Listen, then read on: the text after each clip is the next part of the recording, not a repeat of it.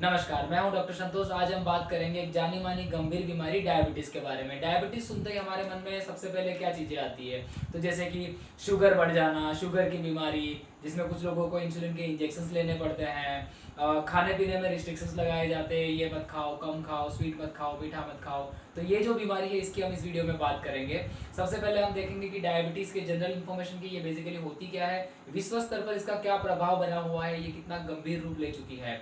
उसके बाद हम देखेंगे कि हमारे देश में इसके कितने केसेस है और कितने लोगों की मृत्यु इसकी वजह से होती है। उसके बाद हम देखेंगे कि ये जो बीमारी है किस वजह से होती है और इसमें क्या क्या सिम्टम्स पाए जाते हैं, इसके कितने टाइप्स देखे जाते हैं, इस बीमारी के बारे में पता करने के लिए कौन कौन से इन्वेस्टिगेशंस किए जाते हैं, इसको कैसे होते हुए रोका जा सकता है, इसकी ट्रीटमेंट किस प्रकार से की जाती है, इसके बारे में हम इस वीडियो में जानेंगे। तो शुरू करते हैं सबसे पहले इसका इंट्रोडक्शन। इस बीमारी का जो नाम है डायबिटीज, वह एक्चुअली डायबिटीज मलाइटस है, शॉर्ट में उसे डीएम कहते हैं। इसमें जो ये मलाइटस जो वर्ड है वह लेटिन भाषा का शब्द है जिसका मतलब होता है स्वीट। ये जो बीमारी है वह एक हार्मोन है इंसुलिन, उसकी कमी की वजह से ब्लड में ग्लूकोज का लेवल बढ़ जाता है। इस वजह से ये बीमारी देखी जाती है और इसके कई तरह के कॉम्प्लिकेशंस होते हैं। तो इसमें कई तरह के सिम्टम्स देखे जाते हैं। विश्व स्तर पर देखे जाए तो इसमें लाखों लोगों की मृत्यु हर साल होती है। हमारे देश में करीबन 7.5 करोड़ जितने लोग डायबिटीज के हैं। सबसे ज्यादा डायबिटीज के केस पाए जाने वाला स्टेट है केरला स्टेट। केरला में डायबिटीज के सबसे ज्यादा केसेस हैं। यह बीमारी शहर में रहने वाले लोगों में ज्यादा पाई जाती है, गांव में रहने वाले लोगों की कंपैरिजन में। दुनिया में ये जो तेजी से शहरीकरण हुआ है, इंडस्ट्रियलाइजेशन हुआ है, उसकी वजह से और लोगों की लाइफस्टाइल जो है सेडेंटरी यानी कि फिजिकल एक्टिविटी उनकी लाइफ में कम हो गई है। फिर कुछ सोशल स्ट्रक्चर्स, कुछ ऐसे बदलाव देखे गए हैं उनकी वजह से और डाइटरी हैबिट्स चेंज होने की वजह से जो खाना पीना जो उसमें जो बदलाव देखे गए हैं पिछले काफ़ी सारे सालों के दौरान, उस वजह से यह बीमारी एक गंभीर रूप लेती जा रही है पूरे विश्व स्तर पर। डायबिटीज के रिस्क फैक्टर्स की अगर हम बात करें कि किन लोगों में यह बीमारी होने के चांसेस ज़्यादा रहता है, तो वे लोग जो लोग स्मोकिंग करते हैं, वो लोग ज़्यादा एनर्जी वाला खाना खाते हैं, जो लोग ज़्यादा फैट वाला खाना खाते हैं जैसे पिज़्ज़ा, बर्गर, चीज़, पनीर, घी, ऐसी चीज़ें ज़्यादा खाते हैं, उन लोगों को डायबिटीज़ होने के चांसेस ज़्यादा रहते हैं। फिर ऐसी स्त्रियां जो पहले जब प्रेग्नेंट हुई थी तब उनमें अगर शुगर की मात्रा ज़्यादा पाई गई है या फिर उनको उस वक्त डायबिटीज़ हुआ है तो उन लोगों में लाइफ के आगे के हिस्सों में यह बीमारी होने के चांसेस रहते हैं। वो लोग जो लोग ज़्यादा स्ट्रेस लेते हैं, ऐसे लोग जो लोग ज़्यादा फिजिकल एक्टिविटी नहीं करते, ज़्यादातर काम बैठे बैठे कुर्सी पे बैठे बैठे करते हैं, तो उनमें यह बीमारी होने के चांसेस ज़्यादा रहते हैं। वो लोग जो सही से नींद नहीं ले पाते, स्लीप डिस्टर्बेंस जिनमें देखा जाता है, उन लोगों को यह बीमारी होने के चांसेस ज़्यादा रहते हैं। अब हम देखेंगे डायबिटीज़ कितने प्रकार का होता है। तो सामान्यतः डायबिटीज़ को 3 प्रकार में विभाजित किया गया है: टाइप 1 डायबिटीज़, टाइप 2 डायबिटीज़ और जेस्टेशनल डायबिटीज़।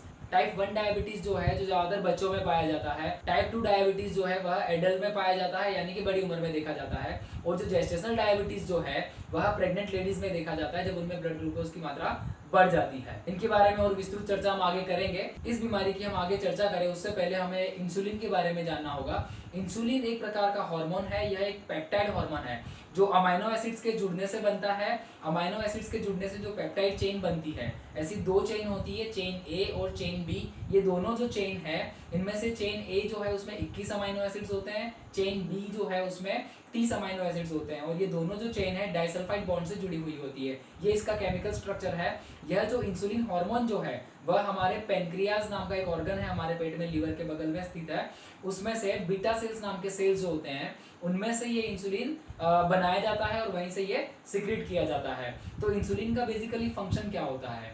इंसुलिन जुड़ा हुआ है ग्लूकोज मेटाबॉलिज्म से। इंसुलिन का जो मेन काम है वह है हमारे शरीर में, हमारे ब्लड में जो ग्लूकोज की मात्रा है उसका बैलेंस बनाए रखना। हमारे ब्लड में जब ग्लूकोज की मात्रा बढ़ती है तब इंसुलिन की मात्रा बढ़ना स्टार्ट होती है और यह जो इंसुलिन है वह ये बढ़े हुए ग्लूकोज को हमारे शरीर में एंटर करवाता है, हमारे सेल्स में, टिश्यूज में एंटर करवाता है और फिर इस प्रकार से ब्लड में जो ग्लूकोज की मात्रा है उसको इंसुलिन कम करने का काम करता है। सामान्यतः इंसुलिन जो है वह स्केलेटल मसल्स, एडिपोज टिश्यू और लीवर पे ज़्यादा इम्पेक्ट करता है।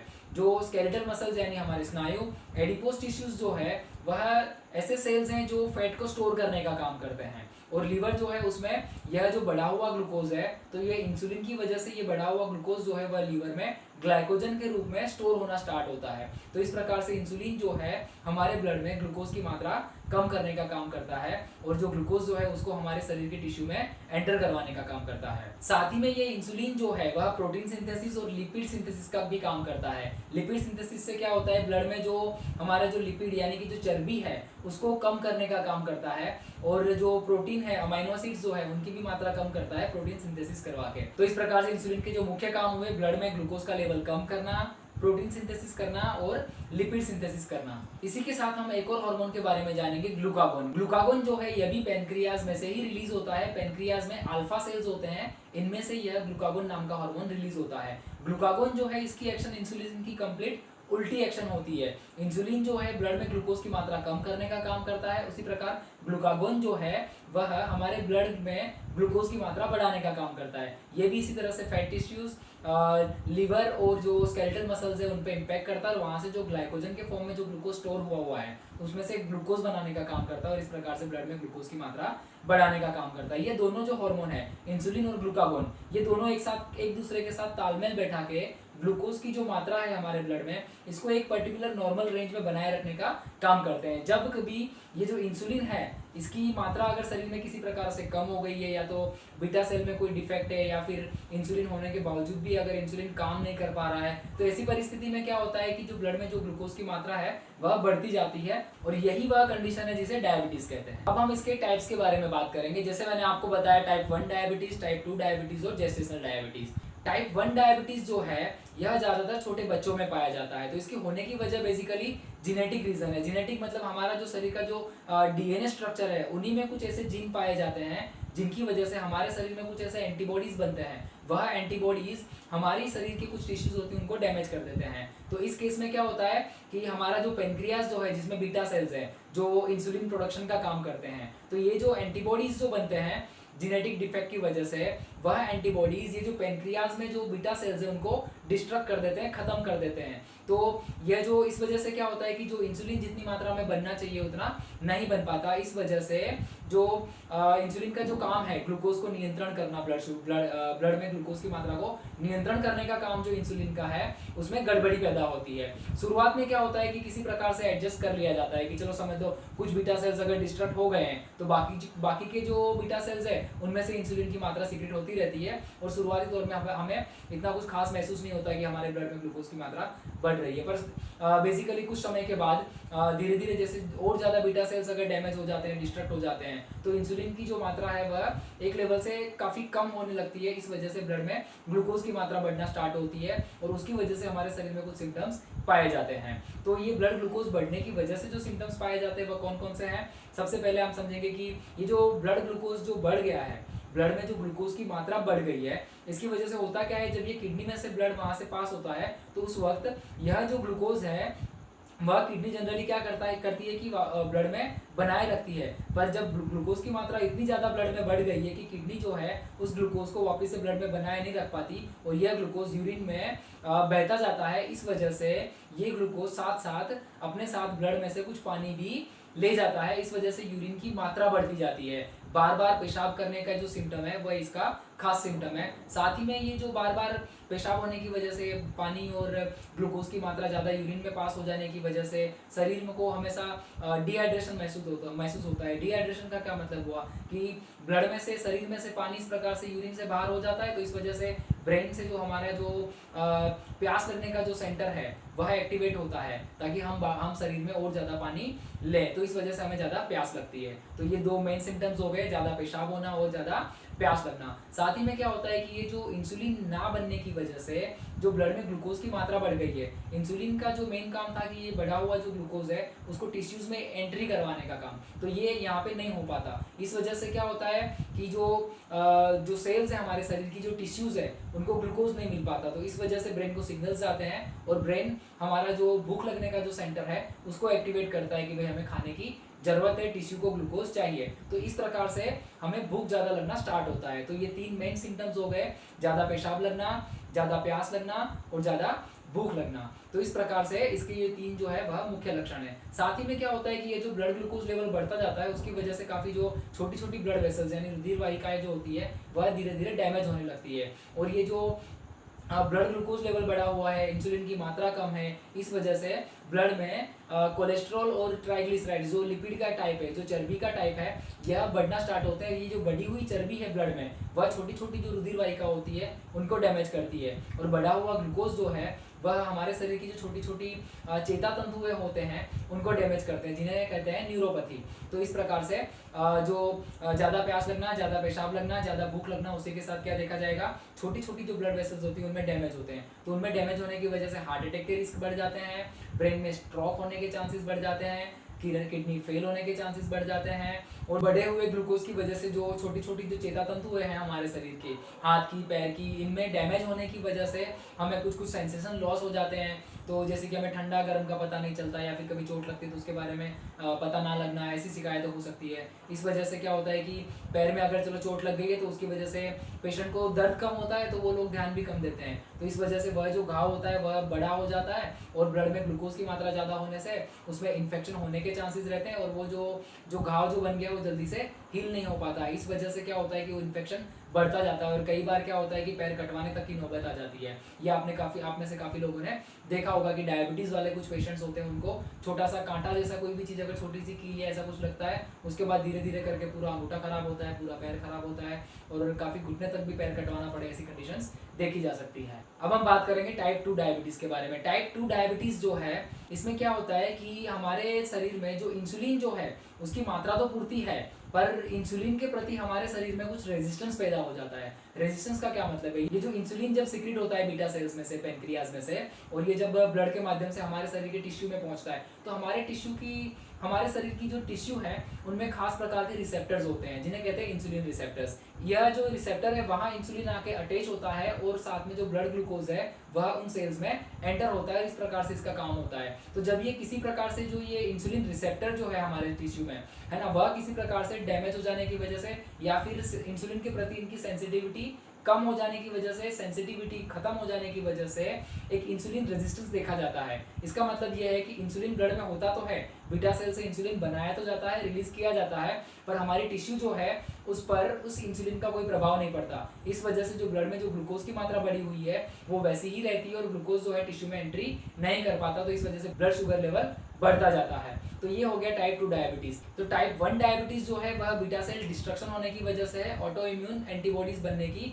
वजह से। और टाइप 2 डायबिटीज जो है उसमें हमारे शरीर की जो टिश्यू है उनमें इंसुलिन के प्रति रेजिस्टेंस पाया जाता है, जिसे कहते हैं इंसुलिन रेजिस्टेंस। तो इस वजह से यह बीमारी होती है। टाइप 2 डायबिटीज में जो सिम्टम्स है वो भी टाइप 1 डायबिटीज की तरह ही होंगे। ब्लड ग्लूकोज लेवल बढ़ जाने की वजह से ज़्यादा प्यास लगना, ज़्यादा पेशाब लगना, ज़्यादा भूख लगना, साथ ही में इन्फेक्शन लगने के चांसेस बढ़ जाते हैं। जब कभी घाव हो जाता है वो जल्दी से ठीक नहीं हो पाता है। अब तीसरा जो टाइप है जेस्टेशनल डायबिटीज, इसके बारे में हम बात करेंगे। जेस्टेशनल डायबिटीज जब कोई लेडीज प्रेग्नेंट है तो उस दौरान उसमें ब्लड शुगर लेवल बढ़ जाता है, तब ये सबसे पहली बार जब डायबिटीज डिटेक्ट होता है प्रेगनेंसी के दौरान, नॉर्मल चेकअप के दौरान, तो उसे कहेंगे जेस्टेशनल डायबिटीज। जनरली क्या होता है कि प्रेगनेंसी के जो आखिरी के 3 महीने होते हैं उस दौरान ब्लड में ग्लूकोज की मात्रा काफी बढ़ती है, और प्रेगनेंसी के बाद अपने आप ये ठीक भी हो जाता है। पर कुछ केस में क्या होता है कि यह चीज आगे तक भी कंटिन्यू रहती है। प्रेगनेंसी में जो आखिरी के 3 महीनों के दौरान जब बच्चे का वजन बढ़ रहा होता है, बच्चा डेवलप हो रहा होता है, उस वक्त माता के ब्लड में, जो प्रेग्नेंट लेडी है उसके ब्लड में ग्लूकोज की मात्रा बढ़ी हुई होती है, क्योंकि बच्चे के डेवलपमेंट के लिए है ना। और उस दौरान काफी सारे हार्मोनल चेंजेस देखे जाते हैं प्रेगनेंसी की वजह से। उस वजह से ब्लड में ग्लूकोज की मात्रा है उसका जो लेवल बना रहना चाहिए उसमें डिस्टर्बेंस पैदा होता है। कुछ हार्मोन्स है जो इस ब्लड ग्लूकोज लेवल को वापस नॉर्मल लाने की कोशिश करते हैं, पर प्रेगनेंसी के साथ जो जुड़े हुए जो हार्मोन्स है उनकी वजह से यह जो मैकेनिज्म है वो ठीक से काम नहीं कर पाता, और ब्लड ग्लूकोज की मात्रा बढ़ी हुई होती है। तो ये जो प्रेग्नेंट लेडीज में जब कभी जेस्टेशनल डायबिटीज पाया जाता है उसमें क्या क्या कॉम्प्लिकेशंस होते हैं, मतलब बच्चे को क्या नुकसान हो सकते हैं और मदर को क्या नुकसान हो सकता है। तो इसमें बच्चे को जो है उसका वेट तेजी से बढ़ता है, और इस वजह से क्या होता है कि बच्चे की डिलीवरी जल्दी हो जाती है, इसे कहते हैं प्री टर्म बर्थ। साथ ही में क्या होता है कि ऐसे बच्चे कई बार जल्दी डिलीवरी हो जाने की वजह से उनका जो सही में जो ग्रोथ होना चाहिए वो नहीं हो पाता। वजन ज़्यादा होता है पर जो ग्रोथ होना चाहिए फेफड़ों का, इनका, वो सही से ना होने की वजह से, डिलीवरी हो जाने की वजह से उनमें सांस लेने में तकलीफ देखी जाती है, जिसे कहते हैं सीवियर रेस्पिरेटरी डिस्ट्रेस सिंड्रोम। इसी प्रकार से ऐसे बच्चे जो डिलीवरी के वक्त जिनकी माता में जेस्टेशनल डायबिटीज पाया गया है, उन बच्चों में आगे चलकर वजन बढ़ने की शिकायत हो सकती है, उन बच्चों में भी डायबिटीज होने के चांसेस ज़्यादा रहते हैं। बच्चे के वजन बढ़ जाने की वजह से नॉर्मल डिलीवरी नहीं हो पाती तो सीजरियन सेक्शन करवाने की जरूरत हो सकती है। कई बार बच्चा जल्दी डिलीवर हो जाने की वजह से उसमें जो डेवलपमेंट सही से नहीं होता उस वजह से बच्चे की डेथ भी हो सकती है।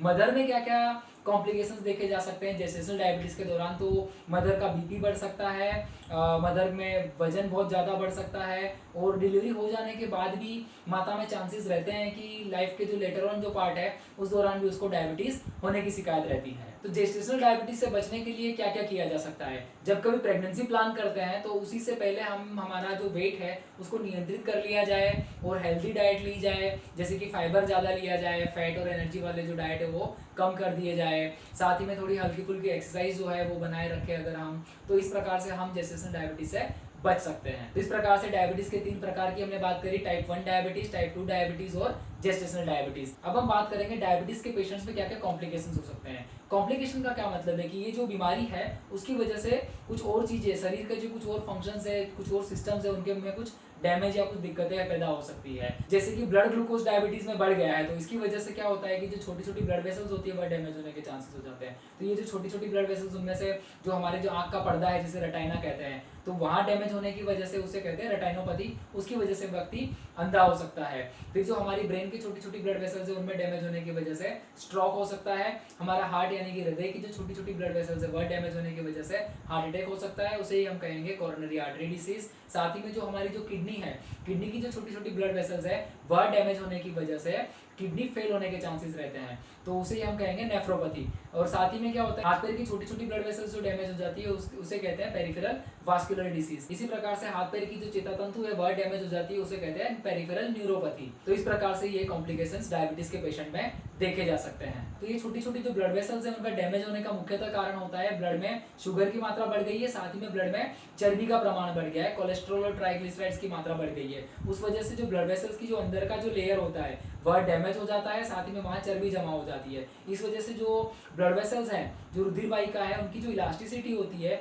वह भी डैमेज होती है, कॉम्प्रोमाइज होती है। इस वजह से ब्लड प्रेशर भी बढ़ने के चांसेस रहते हैं। तो इस प्रकार से ब्लड प्रेशर बढ़ जाना ये भी एक इसके कॉम्प्लिकेशन के रूप में देखा जाता है। तो डायबिटीज जो बीमारी है वह इसी वजह से गंभीर है कि शरीर में धीरे धीरे करके ये काफी सारे ऑर्गन्स है, काफी सारे सिस्टम्स है, उनको डिस्टर्ब करता है और हमारा जो जीवन जोखिम में डाल देता है और इस प्रकार से काफी गंभीर परिणाम ला सकता है। अब हम बात करेंगे डायबिटीज की जो पेशेंट्स है उनमें कौन कौन से रिपोर्ट्स करवाए जाते हैं। तो सबसे पहले हम देखेंगे random plasma glucose. Random plasma glucose का मतलब होता है हमने खाना खाया हो, ना खाया हो या कभी भी खाया हो, उससे कुछ लेना देना नहीं है, कभी भी ब्लड का सैंपल लेके 1 या 2 बूंद करीबन लिया जाता है और उसमें से हमारा ब्लड का ग्लूकोज लेवल चेक किया जाता है, उसे कहते हैं रैंडम प्लाज्मा ग्लूकोज। तो यह जनरली 200 मिलीग्राम पर डेसीलीटर से कम होना चाहिए। अगर यह 200 मिलीग्राम पर डेसीलीटर से ज्यादा है तो पेशेंट में कुछ और रिपोर्ट्स करवाने की जरूरत होती है। दूसरा जो रिपोर्ट है वह है फास्टिंग ब्लड शुगर का।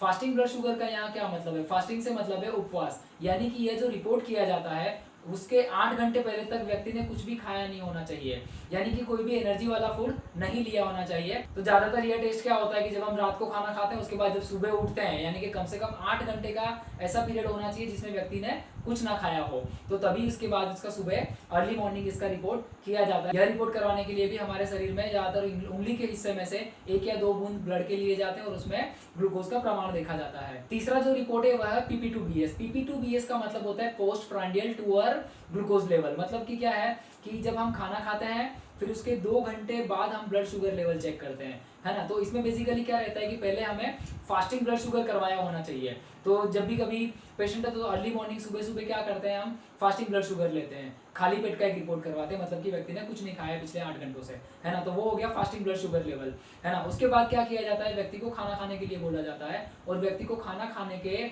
2 घंटे के बाद उसका ब्लड सैंपल लिया जाता है और उसमें उसका ब्लड शुगर की मात्रा देखी जाती है। इसे कहते हैं PP2BS, ठीक है। तो जो मैंने आपको आगे बताया फास्टिंग ब्लड शुगर लेवल, तो फास्टिंग ब्लड शुगर लेवल कितना होना चाहिए? जनरली यह फास्टिंग ब्लड शुगर जो है वह 100 मिलीग्राम पर डेसीलीटर से कम होना चाहिए। अगर यह लेवल 100 से 125 मिलीग्राम पर डेसीलीटर तक है तो इसे प्री डायबिटीज कहते हैं। प्री डायबिटीज का क्या मतलब हुआ? मतलब कि ऐसे व्यक्ति जिनमें डायबिटीज होने के चांसेस ज्यादा है, इनको आगे चलकर डायबिटीज हो सकता है। जब कभी फास्टिंग ब्लड शुगर की मात्रा अगर 126 मिलीग्राम पर डेसीलीटर से ज्यादा है तो उनको डायबिटीज ऐसा हम कह सकते हैं। इसी प्रकार जो मैंने आपको बात करी PP2BS, तो इसमें क्या लेवल रहता है? PP2BS में जनरली नॉर्मल व्यक्ति में क्या होता है, 140 मिलीग्राम पर डेसीलीटर से कम मात्रा पाई जाती है ब्लड ग्लूकोज की, और जो किसी व्यक्ति में 140 से लेकर 199 मिलीग्राम पर डेसीलीटर तक की वैल्यू अगर पाई जाती है तो उनमें प्री डायबिटीज कहेंगे, यानी कि उन व्यक्ति को डायबिटीज होने के चांसेस ज़्यादा है, रिस्क ज़्यादा है। अगर किसी में PP2BS यानी कि पोस्ट प्रेंडियल ब्लड ग्लूकोज जो है, खाना खाने के 2 घंटे के बाद का जो रिपोर्ट है, उसमें अगर 200 मिलीग्राम पर डेसीलीटर से ज़्यादा अगर ब्लड शुगर की लेवल देखा जाता है तो उनमें डायबिटीज ऐसा कंफर्म हो जाता है। अब चौथा जो रिपोर्ट है उसकी हम बात करें तो होता है OGTT। इसका मतलब होता है ओरल ग्लूकोज टॉलरेंस टेस्ट। इसमें क्या होता है कि व्यक्ति को पहले तो फास्टिंग ब्लड शुगर लेवल कराया जाता है, मतलब खाली पेट वाला, भूखे पेट वाला, जिसमें व्यक्ति ने करीबन 8 घंटे से कुछ नहीं खाया है, और उसके बाद उसका एक जो फास्टिंग ब्लड शुगर लेवल देखा जाता है, और उसके बाद व्यक्ति को करीबन 75 ग्राम जितना ग्लूकोज पाउडर जो होता है उसको पानी में पिघला के या फिर सिरप फॉर्म में व्यक्ति को दिया जाता है, और फिर उसके 2 घंटे बाद व्यक्ति का ब्लड शुगर लेवल देखा जाता है। तो ये हो गया OGTT, मतलब ये ग्लूकोज टॉलरेंस टेस्ट है।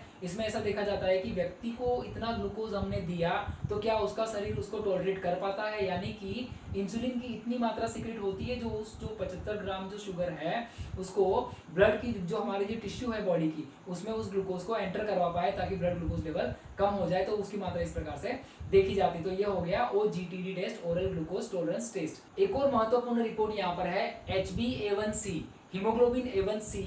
ये जो रिपोर्ट है वह ब्लड शुगर लेवल हमारा कंट्रोल में है कि नहीं, हम जो दवाई या ट्रीटमेंट दे रहे हैं डायबिटीज को पेशेंट को वह सही से काम कर रही है नहीं कर रही है, उसको पता करने के लिए है। इसमें बेसिकली होता क्या है कि व्यक्ति का पिछले 3 महीने का जो ग्लूकोज लेवल है उसका एवरेज जो होता है वो ये जो HbA1c का रिपोर्ट करवाते हैं उससे पता चलता है।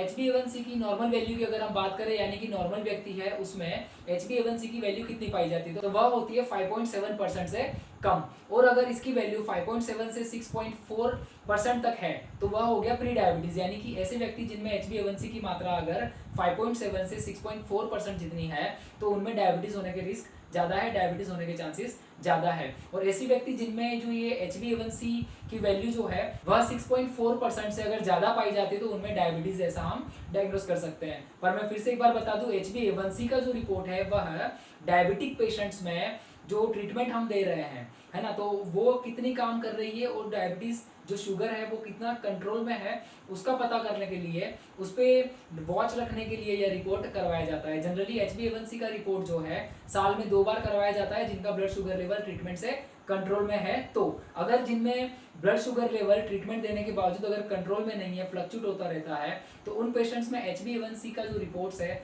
वह साल में 4 बार करवाने की जरूरत हो सकती है। इसी के साथ डायबिटीज में कुछ और भी रिपोर्ट्स करवाए जाते हैं, जैसे कि लिपिड प्रोफाइल। लिपिड प्रोफाइल का क्या मतलब हुआ, उसमें देखा जाता है कि ब्लड में ये जो फैट का कितनी मात्रा है, चर्बी की कितनी मात्रा है, तो उसके लिए कोलेस्ट्रॉल हो गया, ट्राइग्लिसराइड्स हो गए, HDL यानी कि हाई डेंसिटी लिपोप्रोटीन, LDL यानी कि लो डेंसिटी लिपोप्रोटीन, इनकी मात्रा देखी जाती है। यह इसलिए पता करना पड़ता है कि इंसुलिन की मात्रा कम होने की वजह से ब्लड में चर्बी की मात्रा बढ़ जाती है, लिपिड की मात्रा बढ़ जाती है, जिसमें ट्राइग्लिसराइड्स और कोलेस्ट्रॉल की मात्रा बढ़ जाती है, तो यह देखने के लिए रिपोर्ट करवाया जाता है। इसके अलावा ब्लड में सीरम क्रिएटिनिन और सीरम यूरिया, यानी कि किडनी जो है वह कितना काम कर पा रही है, अपना नॉर्मल काम जो है वह कर पा रही है नहीं कर पा रही है, वह पता करने के लिए सीरम क्रिएटिनिन और सीरम यूरिया का रिपोर्ट करवाया जाता है। साथ ही में यूरिन का भी रिपोर्ट करवाया जाता है, जिसमें ग्लूकोज की मात्रा कितनी है, जिसमें अगर किडनी डैमेज हो गई है तो उसमें कहीं ब्लड तो नहीं आ रहा है, यह सब चीज़ें देखने के लिए यूरिन का रिपोर्ट भी करवाया जाता है।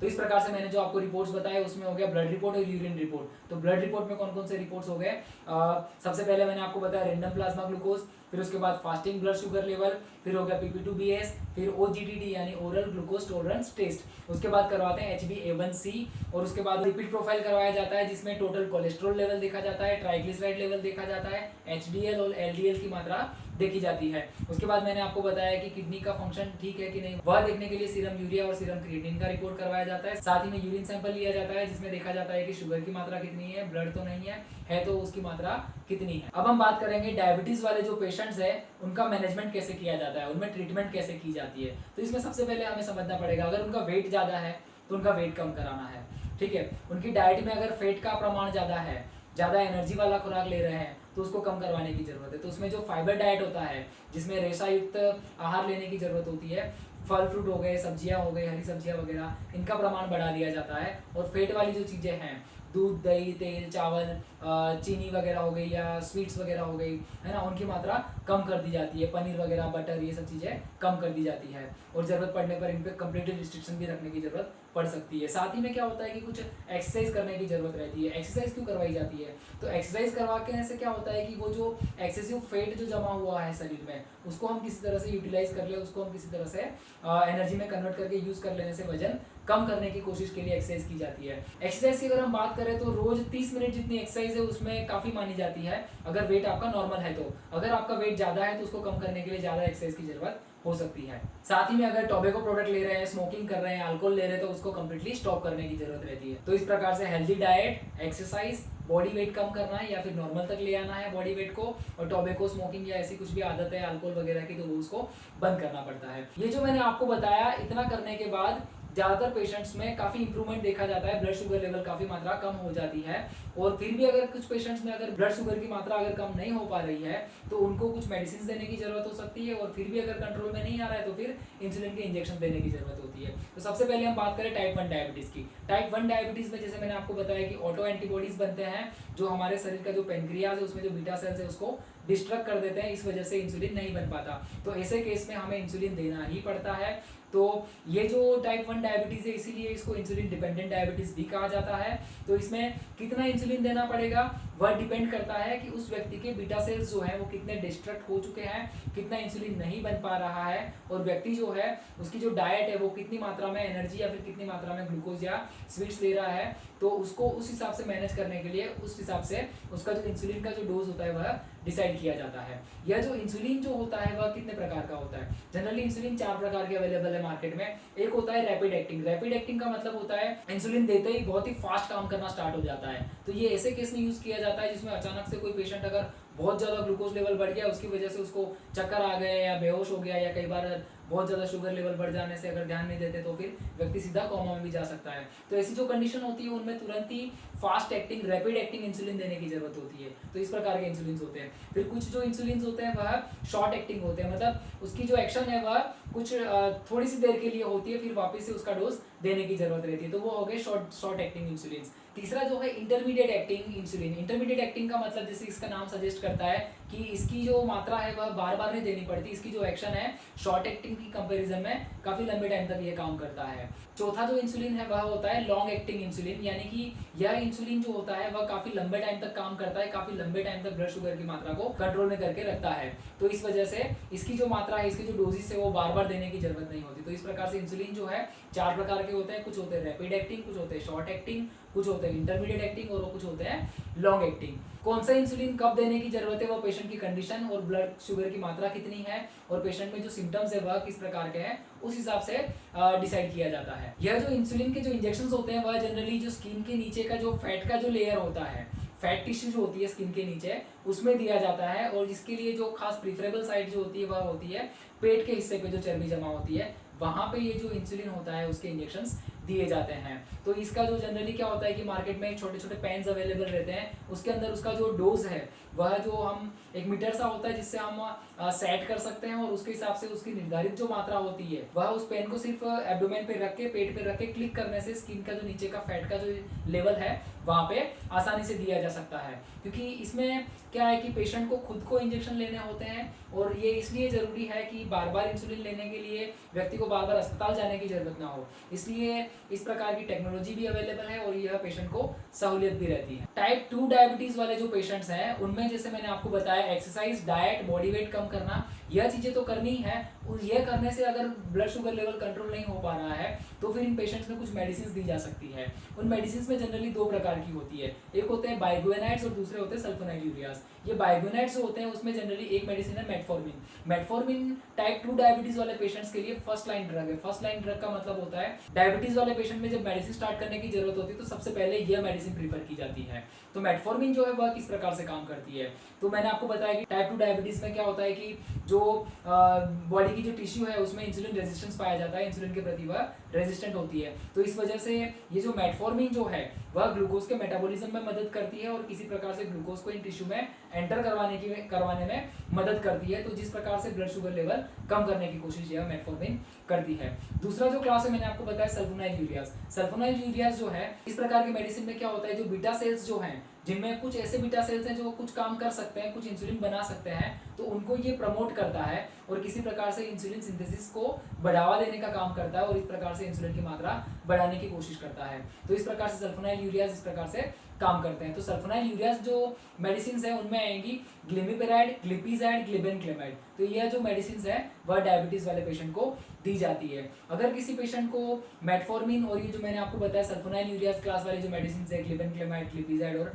ग्लिमिपेराइड, यह मेडिसिन देने के बावजूद भी अगर पेशेंट का ग्लूकोज लेवल कम नहीं हो पा रहा है तो फिर उन व्यक्ति को फिर इंसुलिन देने की जरूरत रहती है। और ज़्यादातर पेशेंट में क्या होता है कि इंसुलिन की अगर जरूरत पड़ रही है, इंसुलिन नहीं बन पा रहा है शरीर में, तो लगभग लाइफ लॉन्ग ये इंसुलिन लेना पड़ता है। उसके लिए व्यक्ति को क्या होता है, सोशली एनकरेज किया जाता है, काउंसलिंग किया जाता है, क्योंकि डायबिटीज जैसी बीमारियों में क्या होता है कि व्यक्ति को लंबे वक्त तक ट्रीटमेंट लेनी पड़ती है और ये ब्लड शुगर लेवल जो फ्लक्चुएट होता रहता है उसकी वजह से बार बार सिम्टम आना, फिर ठीक होना, फिर वापस सिम्टम आना, इसकी वजह से व्यक्ति जो होता है वो परेशान हो जाता है। तो इसकी वजह से पेशेंट्स में इरिटेबिलिटी देखी जाती है और कई बार क्या होता है कि पेशेंट्स जो होते हैं उनमें साइकेट्रिक इलनेस भी डेवलप होती है। तो ऐसे कंडीशन में क्या होता है कि उनको सोशल सपोर्ट की जरूरत रहती है, फैमिली सपोर्ट की जरूरत रहती है। तो इस वजह से ऐसे जो पेशेंट्स है डायबिटीज के उनको काउंसलिंग करने की, मेडिकल काउंसलिंग करने की भी जरूरत होती है। तो यह भी एक ट्रीटमेंट का ही पार्ट हो गया। अब जेस्टेशनल डायबिटीज की ट्रीटमेंट की अगर हम बात करें तो ब्लड शुगर लेवल ज़्यादा हो गया, उसमें बच्चे को और माता को दोनों को ही कुछ कॉम्प्लिकेशंस होने की दिक्कत रहती है। डिलीवरी जो है उसमें